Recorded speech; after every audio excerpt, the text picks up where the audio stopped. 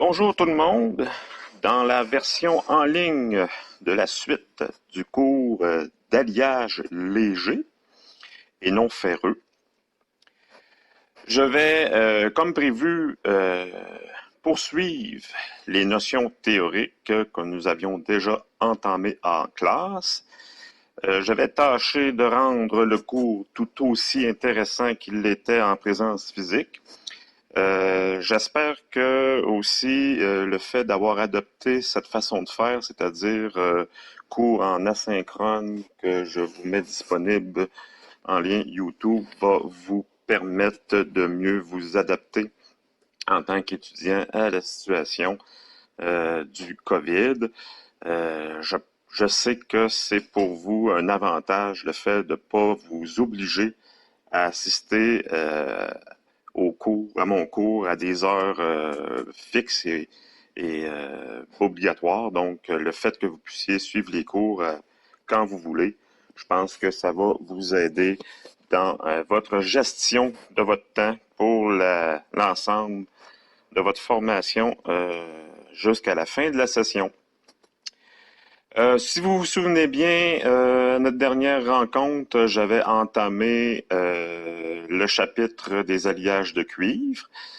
Les alliages de cuivre qui sont divisés, comme nous l'avions vu, en deux grandes catégories, soit les alliages de cuivre faiblement alliés qui possèdent en général un maximum d'autour de 1% d'éléments d'alliage. Je vais aborder cette famille-là un peu plus tard dans le cours, dans la capsule. Mais afin de nous permettre de rapidement nous familiariser avec un alliage qui fait l'objet de notre troisième laboratoire, en l'occurrence les laitons, j'avais donc commencé une des catégories faisant partie de la famille des alliages de cuivre fortement alliés. Donc, en général, là, les éléments d'alliage dépassent la teneur en éléments d'alliage pour toute cette grande catégorie-là dépasse 5% d'éléments d'alliage. C'est le cas des laitons. Et par définition, on avait vu que les laitons, c'est un terme qui est réservé aux alliages de cuivre fortement alliés, dont le principal élément d'alliage combiné au cuivre est le zinc. Donc, les alliages cuivre-zinc sont communément appelés les laitons. J'avais eu le temps aussi de vous montrer le fameux diagramme d'équilibre des laitons que vous voyez ici à l'écran sur mon PowerPoint. Relativement complexe, comme la plupart des éléments des diagrammes d'équilibre binaires. Ce qu'on remarque immédiatement, comme je l'avais fait ressortir la première fois que je vous avais montré le diagramme, c'est la très grande différence de point de fusion entre les deux éléments. Le cuivre, son point de fusion est beaucoup plus élevé que celui du zinc, donc ça donne un diagramme d'équilibre dont le point de fusion s'abaisse graduellement avec la teneur en zinc dans le laiton. Ce qui est important de comprendre, et là je le rappelle, peut-être que je l'avais mentionné lors de notre rencontre, mais c'est extrêmement important de comprendre le diagramme d'équilibre, du moins d'identifier les phases qui vont apparaître selon la teneur en zinc. Vous voyez la zone très large, complètement à gauche du diagramme, dans le domaine des teneurs en zinc allant de 0 à environ 35%. La phase symbolisée par alpha, ce qui est important de se rappeler, ça correspond à la phase solide cubique à face centrée, donc le cuivre est cubique face centrée, et le zinc, qui est mélangé au cuivre, est entièrement en solution par substitution dans le réseau cubique à face centrée. Si on se déplace vers des teneurs en zinc plus élevées, à haute température, vous avez au centre du diagramme la phase solide symbolisée par la lettre grecque bêta. Bêta, c'est quoi? Ça symbolise le réseau cubique centré. Donc, lorsqu'on ajoute davantage de zinc, lorsqu'on atteint, on dépasse 36-37%, même 40%, on commence à faire apparaître, les atomes commencent dans certains grains de l'alliage, se réorganisent en un empilement cubique centré. Donc, le zinc commence à avoir une grande influence à ces teneurs importantes. Là, on parle de presque, de toute fin pratique, un ratio 50-50 entre le cuivre et le zinc. Et à ce moment-là, les atomes vont s'empiler. Une partie des grains, pas tous, là, il y a une partie des grains où on va voir l'empilement cubique centré, encore une mise en solution solide. Donc, ensemble, les atomes de cuivre et de zinc vont s'empiler en cubique centré pour former la phase bêta. Et de manière générale, ce qui est important de se rappeler, c'est qu'en métallurgie, les phases cubiques centrées sont plus aptes aux déformations à haute température, ce qu'on appelle le corroyage à chaud, la déformation à chaud. Une des caractéristiques des réseaux cubiques centrés, c'est qu'ils deviennent très malléables à chaud et surtout ont moins tendance à fissurer, à se déchirer lors des opérations de mise en forme à chaud, comparativement, par exemple, à la phase cubique à phase centrée. Donc, ça devient, et là, c'est quelque chose qui est redondant dans les alliages de cuivre, c'est pas une caractéristique propre au laiton. Il y a d'autres alliages pour lesquels en ajoutant suffisamment de l'élément d'alliage principal, c'est le cas, entre autres, on va voir plus tard les cuproaluminium, où lorsqu'on ajoute suffisamment d'éléments d'alliage, on fait apparaître une partie des grains, on fait apparaître le réseau cubique centré lorsqu'il y a suffisamment d'éléments d'alliage, et il est plus facile d'obtenir des formes par déformation à chaud. On obtient de grandes amplitudes de déformation et le métal n'est pas susceptible au déchirement. Donc, c'est un grand avantage pour obtenir des pièces par déformation plastique, la possibilité, en ajoutant certains éléments d'alliage en quantité suffisante, la possibilité d'obtenir ce réseau cubique centré-là et pouvoir obtenir des formes très diversifiées. Donc, le corroyage, c'est comme pour les aluminiums, pour les alliages de cuivre, c'est une opération importante, pas seulement les alliages de fonderie. Et vous avez d'autres phases dans le diagramme de laiton où on a ici gamma, par exemple. Là, on a affaire ici à un composé intermétallique, donc qui est beaucoup moins intéressant parce que généralement, ça donne des alliages fragiles. Donc, jamais on va voir des compositions autour de 60% de zinc. Les concentrations maximum qu'on va voir chez le laiton, ça va tourner autour de 45%. Voilà. Donc, si on poursuit avec le classement des laitons, donc comme vous voyez, ça va varier, les teneurs en zinc vont varier de 5 à 45% pour les produits qui sont disponibles sur le marché. Comme je l'ai dit, les laitons peuvent être moulés, donc on peut les couler, on peut les écuire, donc travailler à froid, on peut, comme je l'ai spécifié tout à l'heure, les déformer à chaud, tout dépendant de la composition en zinc. Donc, de manière générale, lorsque les teneurs en zinc ne dépassent pas 30%, on va se contenter de seulement faire du travail à froid parce que le réseau cubique centré est absent et le réseau cubique face centré est très facile à déformer à froid. Et lorsqu'on veut obtenir des déformations plus importantes, on va utiliser des laitons à plus forte concentration en zinc de manière à faire apparaître le cubique centré qui, lui, est plus apte aux déformations à chaud. Le matrissage, l'emboutissage, l'usinage, ce sont des opérations qui sont pour lesquelles la plupart des laitons se comportent très bien. Donc, au niveau de l'obtention des pièces, peu importe le procédé, fonderie, corroyage, c'est-à-dire déformation plastique, tant en chaud qu'à froid, l'usinage, on peut obtenir des laitons en ajoutant certains éléments qui vont améliorer ces capacités-là. On peut, de manière générale, avec les laitons, utiliser tous les procédés de mise en forme possibles avec de très bons résultats. Les laitons, on peut aussi les classer selon la composition chimique. Donc de là, on fait ressortir deux catégories. Les laitons simples. Laitons simples, ça veut dire quoi? Ça veut dire qu'il y a une seule phase dans le métal. Donc on comprend qu'on va avoir comme unique phase solide le réseau cubique face centré. Donc on va avoir au maximum 33% de zinc. Donc ça ne dépassera pas ça parce que lorsqu'on dépasse 33% de zinc, on commence à voir apparaître une deuxième phase solide, soit la phase bêta.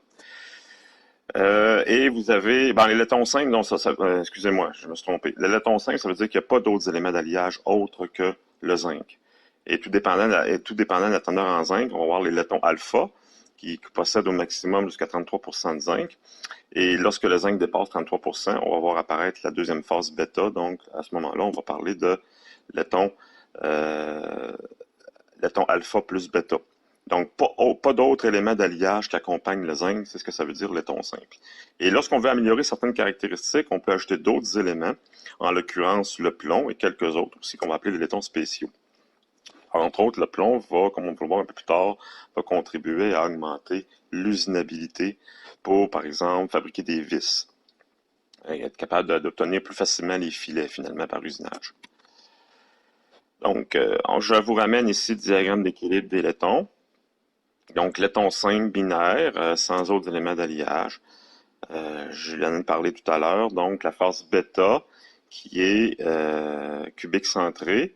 Et vous voyez, vous remarquez qu'il y a en bas une certaine température qui correspond environ à autour de 500 quelques degrés C, une ligne, une frontière qui délimite la phase bêta de la phase bêta prime. Donc, la phase bêta prime, ça peut s'apparenter à... C'est pas tout à fait un réseau, c'est pas tout à fait un intermétallique, mais c'est un réseau ordonné qui est beaucoup plus dur que la phase bêta, mais surtout plus fragile. Donc, on va essayer de limiter. C'est pour ça qu'on limite à 45% la teneur en zinc, parce que si la phase bêta prime est trop importante dans l'alliage, les laitons commencent à démontrer des comportements fragiles dus à la présence de la phase bêta prime. Donc, ce qu'il faut comprendre, c'est que l'intérêt principal d'avoir des teneurs en zinc très élevées, de façon à être dans le domaine du bêta, c'est pour faciliter les opérations de mise en forme. En contrepartie, on va obtenir des inconvénients en termes de ténacité des laitons dus à la phase bêta prime qui est dure et fragile. Par contre, au niveau des caractéristiques mécaniques, c'est un autre avantage. La phase bêta, elle est plus résistante, donc elle contribue à une hausse de la résistance mécanique par rapport aux laitons qui possèdent moins de zinc. Par contre, les laitons sont plus susceptibles, sont moins résistants au choc. Donc, laiton simple jusqu'à 33% de zinc, très malléable à chaud et à froid. Propriété mécanique augmente avec la teneur en zinc et avec l'écrouissage. Donc, de manière générale, plus il y a de zinc dans le laiton, vous allez vous en apercevoir avec les résultats du laboratoire, entre 0 et 33%, là, dans le domaine monophasé alpha, plus il y a de zinc dans le laiton, plus, autrement dit, la phase alpha, cubique à face centrée, plus il y a de zinc de dissous dans le réseau cubique face centrée alpha, plus le réseau cubique face centrée alpha est dur. Donc, cela vient de la différence de taille entre l'atome de zinc et l'atome de cuivre qui forment des plans un peu plus, disons, raboteux et qui rendent plus difficile le glissement des plans lors du mécanisme de déformation plastique. Et bien entendu, comme avec tous les métaux, lorsqu'on déforme à froid, on augmente encore plus cette résistance mécanique-là, ce qu'on appelle l'écrouissage. Lorsqu'on dépasse 33%, là, on fait apparaître la phase bêta qui va contribuer pour une dureté supplémentaire, parce que la phase bêta, elle est dure. Elle est plus dure, cubique centré. Donc, propriété mécanique varie ici avec le pourcentage de phase bêta qui lui-même varie avec le pourcentage de zinc entre 33 et 45. Très, très malléable à chaud, c'est l'intérêt principal de faire apparaître la phase bêta, à condition qu'on chauffe le métal au-dessus de 455 degrés C pour aller vraiment dans la phase malléable bêta. Et bien entendu, ces alliages-là durcissent ou peuvent durcir aussi par écrouissage en dessous de 450 degrés C. Donc, là, dans l'écrouissage, ça concerne le domaine à froid, donc il faut être en bas d'une certaine température. Et en plus, la présence de la phase bêta, en plus de permettre une meilleure aptitude au travail à chaud, une meilleure propriété mécanique, va en même temps aussi parce qu'il y a une deuxième phase qui apparaît. De manière générale, en métallurgie, quand il y a deux phases solides qui coexistent, l'usinabilité est améliorée par rapport à une situation monophasée. Donc, vous allez avoir aussi une meilleure usinabilité.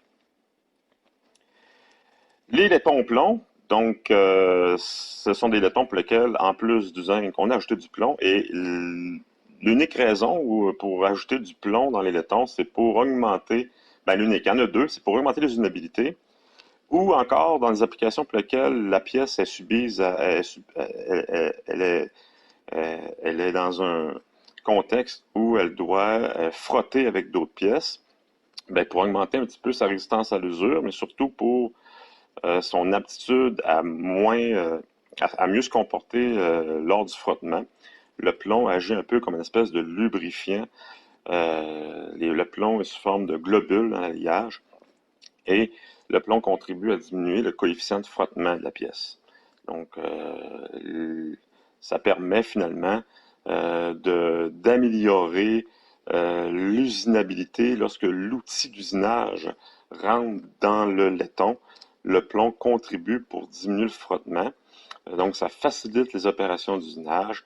Ça permet aussi d'augmenter aussi la durée de vie ou la fréquence d'entretien des outils d'usinage parce que le plomb est plus facile à usiner, c'est-à-dire le laiton est plus facile à usiner lorsqu'il y a du plomb qui est contenu. Un exemple d'alliage contenant du plomb, le C38-500. Là, ce que je vous présente là, le C38-500, c'est le système UNS de désignation des alliages de cuivre. J'en ai pas encore beaucoup parlé, je vais remettre à plus tard. Je vais passer 5 minutes pour expliquer un peu comment fonctionne le système de désignation des alliages de cuivre UNS. C'est quand même assez simple.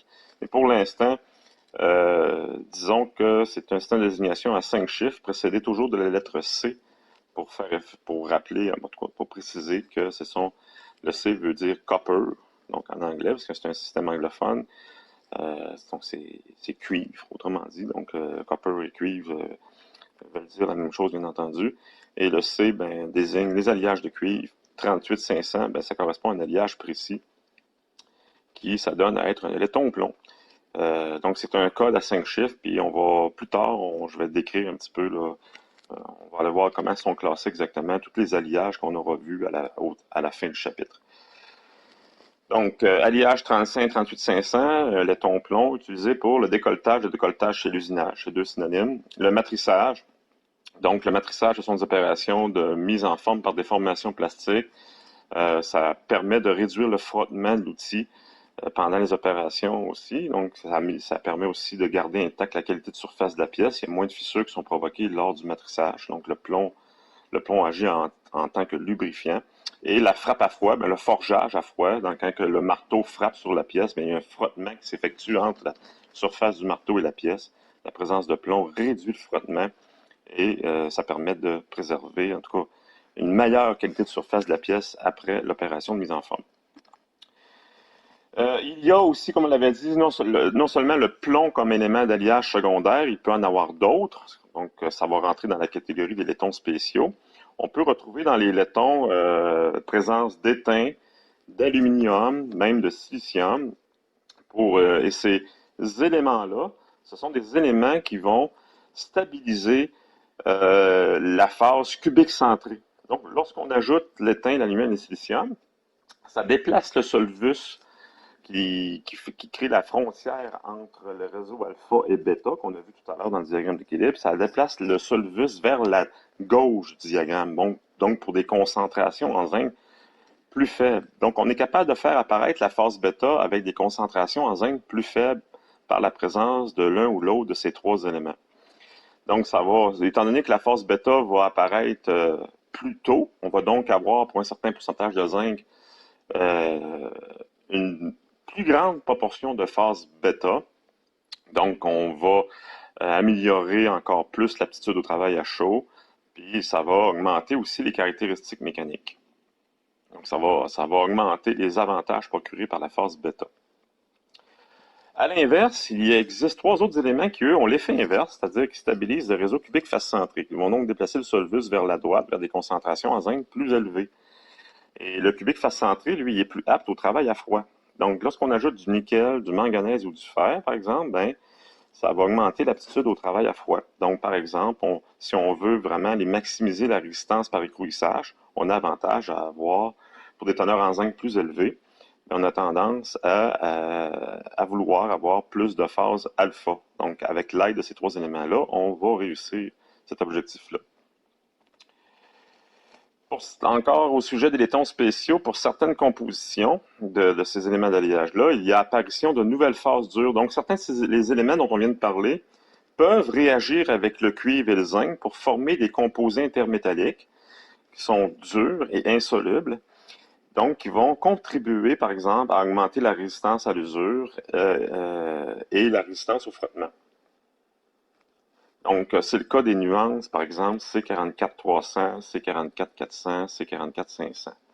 Ceci en passant, vous n'avez pas à apprendre par cœur les alliages précis de chacune des catégories.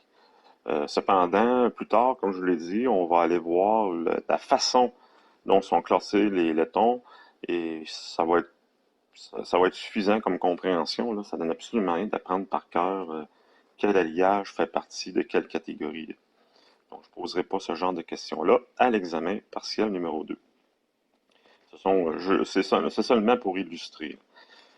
Une autre nuance qui, elle, est à haute résistance pour les pièces moulées ou forgées, comme par exemple pour fabriquer des hélices de marine, le C86-500, qui possède lui aussi certains éléments d'alliage qui vont provoquer aussi des composés intermétalliques. Si ce que vous avez, c'est un tableau indicatif pour donner une ordre de grandeur sur les résistances mécaniques qu'on peut obtenir de la part des laitons. C'est intéressant de voir si on compare avec, par exemple, on avait vu les alliages aluminium, qu'on peut obtenir des résistances, des ordres de grandeur jusqu'à 700-800 mégapascales pour la série 5000. Ben, avec les laitons, par rapport aux aluminiums, qu'est-ce qu'on peut obtenir comme résistance mécanique? Ben, c'est plus faible. Donc, malgré que ça se compare avec la plupart des alliages aluminium, mais on n'est pas capable d'atteindre des résistances aussi élevées avec les laitons. Le maximum qu'on peut avoir là, à l'état écroui là, pour le C86-500, qui est peut-être le laiton qui peut donner la plus grande résistance mécanique, c'est un peu en dessous de 600 mégapascales. Donc, c'est quand même respectable, mais c'est pas avec les laitons, là, on ne pense jamais aux laitons pour des applications pour lesquelles on exige de grandes résistances mécaniques, euh, et non plus pour la légèreté, bien entendu. Mais on peut, dans certaines situations, lorsqu'on veut vraiment utiliser les avantages du cuivre, tout en ayant des résistances mécaniques suffisantes, ben, ce qu'il faut comprendre, c'est qu'il y a moyen d'atteindre certaines résistances mécaniques à l'aide d'éléments d'alliage. Quant à la résistance à la corrosion des laitons, ben, on va voir que le laiton a certaines faiblesses à ce niveau-là. En général, elle est bonne, tout dépendant des milieux, bien entendu, mais attention, elle a des faiblesses. Elle a des talons d'Achille. Elle peut être affectée par deux phénomènes. Donc, deux talons d'Achille avec les résistances à la corrosion des laitons. Le premier talon d'Achille, c'est un phénomène qui s'appelle la fissuration saisonnière. Lorsque les laitons sont en contact avec l'eau, il peut y avoir une corrosion fissurante. Là, on parle de pièces qui à la fois sont en contact avec l'eau, ça peut être dans une atmosphère humide ou dans l'eau d'un lac ou pire encore, là, dans des conditions marines salées, et que la pièce en même temps subit des contraintes en service. Il peut y avoir un phénomène qui s'appelle la corrosion fissurante lorsque la contrainte appliquée est suffisante. Donc là, il peut y avoir une corrosion, certain type de corrosion qui va amener éventuellement une rupture de la pièce. Donc, c'est un phénomène qui est propre au laiton, mais qu'on peut diminuer, dont on peut améliorer un petit peu le comportement par un traitement thermique de détente, qui s'appelle un détensionnement, un traitement thermique à 300-325 degrés C. Donc, ça permet d'éviter ou de diminuer les risques de ce phénomène-là de corrosion, mais pas tout le temps. Donc, c'est une faiblesse des laitons. Une deuxième faiblesse des laitons, c'est un autre phénomène de corrosion qui s'appelle la dézincification. Donc, dézincification, bien entendu, ça fait référence au zinc. Le laiton perd son zinc. Donc, c'est un phénomène de corrosion galvanique parce que la différence quand on regarde l'échelle d'électronégativité entre le cuivre et le zinc, ils sont vraiment pas au même niveau. Donc, le zinc est beaucoup plus facilement oxydable que le cuivre. Il se crée donc ce qu'on appelle en corrosion un phénomène anode-cathode ou un phénomène, une pile galvanique entre les atomes, dans la microstructure, entre les atomes de zinc et de cuivre. Donc, lorsque les conditions sont rencontrées, ça prend des conditions oxydantes. Le zinc va avoir tendance à vouloir s'oxyder avec le milieu et quitter le laiton. Donc, dézincification. Le laiton va perdre son zinc à la surface. Et ça, ce que ça fait comme problème, ben, ça rend le laiton poreux parce qu'il y a des atomes qui s'en vont. Donc, les atomes de zinc qui s'en vont, donc le laiton devient poreux. Et il y a un signe visuel distinctif. Par exemple, si on considère un laiton qui contient 25% de zinc, à 25% de zinc, le laiton est jaune. Mais lorsque le phénomène de désincification commence et opère et évolue avec le temps, puis que la teneur en zinc à la surface de la pièce passe de 25 à 20 à 15 à 10, ben, il y a un changement de couleur qui est associé. Là. À 10-15% de zinc, le laiton est plus rougeâtre. Donc, on voit, c'est un signe évident d'un phénomène de désincification lorsqu'on observe une décoloration du laiton. Et c'est un phénomène qui n'a pas besoin, contrairement à la corrosion fissurante qu'on a vu tout à l'heure, c'est un phénomène qui peut opérer sans contrainte mécanique. Et en même temps aussi, le zinc, en plus de décolorer, ben, il perd sa résistance mécanique parce que le zinc contribue pour la résistance mécanique et la dureté. Et c'est ce qui est dangereux avec la désincification, c'est que si la pièce a à subir des charges, ben, le laiton perd de sa résistance mécanique. Et en plus, la porosité diminue la qualité de surface, ce qui peut engendrer des amorces de fissures et des ruptures subites de la pièce en service. Par contre, il existe une solution simple pour prévenir la désincification, ce qui va être fait systématiquement pour plusieurs laitons. On va ajouter un métal à très faible concentration, entre autres ben, à autour de 0,04% d'arsenic. Donc l'arsenic est un métal. Et mélangé au laiton, l'arsenic protège le zinc de la désincification et c'est une solution qui a été trouvée pour empêcher ce phénomène de se produire. Voilà. Ce que je vous montre ici, c'est une métallographie d'un laiton à haut pourcentage en zinc. Donc 45% de zinc, là, c'est très élevé. Là, c'est dans les pourcentages les plus élevés qu'on va retrouver chez certains laitons. Et lorsqu'on fait une métallographie de cet alliage-là, ben, on observe clairement deux phases en métallographie. Ce qui est normal parce que si on regarde le diagramme d'équilibre des laitons, à 45% de zinc à haute température, on a la phase bêta. Donc, et si on chauffe à suffisamment élevé, donc la situation, c'est qu'on est bêta, donc cubique centré à 100% dans l'alliage. Et lorsqu'on le refroidit suffisamment lentement, ben, je vais revenir en arrière pour vous montrer le diagramme d'équilibre. Donc, mettez-vous à 45% et vous chauffez l'alliage. Mettons, si on chauffe à 800 degrés C, disons, à 45%, on voit bien qu'on est monophasé bêta dans cette situation-là. Donc, dans tout l'alliage, on est cubique centré. Tout le zinc est en solution dans le réseau cubique centré avec le cuivre. Et lorsqu'on refroidit lentement, à 45%, ben, ce qu'on s'aperçoit, c'est qu'on traverse le solvus. Vous êtes en mesure de suivre la flèche de ma souris. Donc, on traverse le solvus, donc, à quelque part, à peu près à partir de 500 degrés C jusqu'à 450, on commence à former une phase alpha primaire. La zone que vous voyez intermédiaire rectangulaire ici, c'est alpha plus bêta. Donc, c'est comme les aciers, là. C'est pareil, là. Autrement dit, s'il faut chauffer dans le sténite pour un acier à 0,45% de carbone, et que vous refroidissez, vous commencez à faire, le sténite commence à se transformer en ferrite, ce qu'on appelle la ferrite primaire. Mais ici, c'est la même chose. Il y a une partie du bêta qui se transforme à partir de 500 degrés C en alpha primaire ou en cubique, c'est du cuivre avec du zinc en solution primaire. Donc, à 455 degrés C, ben, on se retrouve avec deux phases solides qui coexistent. Le bêta, donc des grains cubiques centrés avec du zinc dissous dedans, puis des grains cubiques à face centrée avec aussi du zinc dissous dedans. Puis lorsqu'on traverse le 454, ben, il y a une réaction tectoïde qui a lieu, c'est-à-dire que le reste du bêta va se transformer en bêta prime et en alpha. Donc, on va avoir une espèce de force tectoïde qui va exister ici, un mélange de bêta prime et de alpha très finement mélangé. Donc, si je reviens à mes métallographies,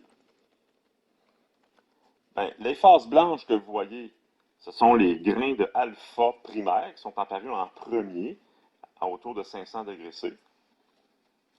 Donc, des dendrites de phase, là j'ai marqué ici bêta primaire, mais il y a une erreur, c'est alpha primaire. Et puis, Ce qui est en jaune, c'est ce qui est apparu en deuxième, c'est-à-dire un mélange à partir de 454, un mélange d'alpha et de bêta. Donc, qui apparaît plus foncé parce qu'on a deux phases qui n'ont pas réagi de la même façon par le réactif d'attaque. Donc, ça donne quelque chose de plus foncé au microscope. Bonjour tout le monde. Dans la version en ligne de la suite du cours d'alliage léger et non ferreux, je vais, comme prévu, poursuivre les notions théoriques que nous avions déjà entamées en classe. Je vais tâcher